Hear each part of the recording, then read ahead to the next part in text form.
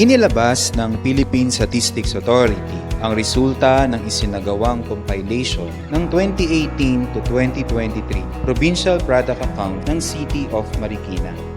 Ayon sa resulta ng PPA, as of November 2024, ang ekonomiya ng Marikina City ay lumago ng 5.5% noong 2023 kumpara sa 3.7% na paglago noong 2022.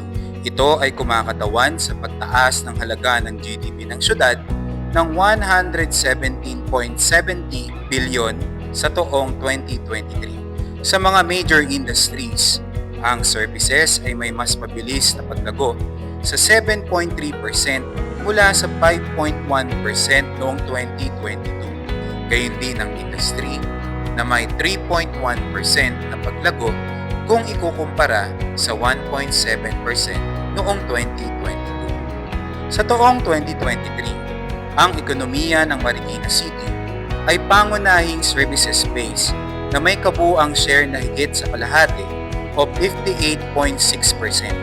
Samantala, 41.4% naman ang kabuuang share ng industry kasama na ang agriculture, forestry at fishing. Sa 16 na industriya, ang mga sumusunod ang may pinakamalaking naiambag sa paglago ng ekonomiya ng Marikina City.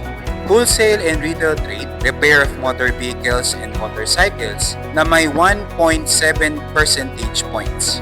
Financial and insurance activities na may kontribusyon na 1.1 percentage points. At manufacturing na may 1.0 percentage points. Sa kabilang banda, ang mga industriyang nagkaroon ng may pinakamalaking bahagi sa ekonomiya ay ang mga sumusunod. Manufacturing na may share na 28.5%, sinundan ng wholesale and retail trade, repair of motor vehicles and motorcycles na may share na 20.8% at financial and insurance activities na may 12.4% share.